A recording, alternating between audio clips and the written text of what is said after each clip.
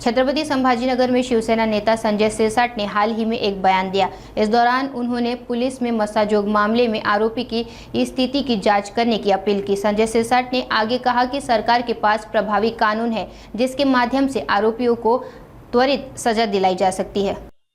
कोल्हापुरात खंडपीठ व्हावं यासाठी गेले अनेक वर्ष सर्वपक्षीय कृती समिती असेल, सर्व बार काउन्सिलचे सर्व सन्मान्य पदाधिकारी असतील आणि सर्वसामान्य जनतेपासून सगळे पक्षकारांची भावना आहे। अनेक आंदोलन यापूर्वी सुद्धा झालेत, खूप लढाई आहे आणि खूप प्रचंड अशा पद्धतीच्या खंडपीठासाठीची लोकभावना आहे। याच लोकभावनेचं प्रतिबिंब म्हणून सन्मान्य माणिक पाटील चोईकर साहेबांनी गेले 9 दिवस आमरण उपोषण केलं होतं। या आमरण उपोषणामध्ये त्यांची सर्वात प्रथम मागणी अशी होती की खंडपीठाबद्दल सरकारची भूमिका स्पष्ट करावी आणि त्याचबरोबर खंडपीठाला तात्काळ याच्याबद्दलची मान्यता मिळण्यासाठी सरकार आणि न्यायिक प्रक्रियेतले सर्व प्रक्रियेतले प्रमुख लोकांनी योग्य ती पावलं उचलावी।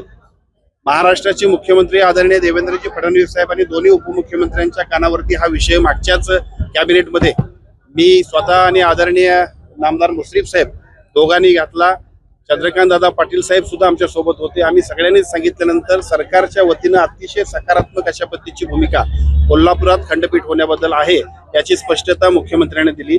परंतु त्याचबरोबर सन्माननीय माणिक पाटील चोईकर साहेब आणि त्याचबरोबर या आमरण उपोषणाला पाठिंबा देणारे बार काउन्सिल पासून ते सर्व सामाजिक संघटना आणि सर्व लोकप्रतिनिधींची मागणी होती की एक बैठक मुख्यमंत्र्यांच्या बरोबर व्हायला पाहिजे आणि कालबद्ध प्रोग्राम ठरवायला पाहिजे।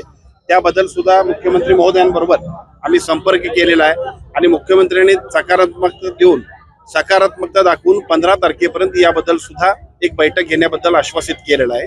ही बैठक ही भविष्य काळामध्ये खंडपीठ तात्काळ होण्यासाठीची उपाययोजना करण्याची एक अतिशय चांगल्या पद्धतीचा प्रगतीचा टप्पा आहे आणि म्हणून आम्ही माणिक पाटील चोईकर साहेबांना सरकारच्या वतीने विनंती केली की त्यांनी उपोषण सोडावं। मी त्यांचा मनपूर्वक आभारी आहे, त्यांच्या सगळ्या सहकाऱ्यांचा आभारी आहे की आम्हा सगळ्यांची भूमिका त्यांनी मान्य केली आणि आज या ठिकाणी 9व्या दिवशी त्यांनी सरबत पिऊन उपोषणाची सांगता केली।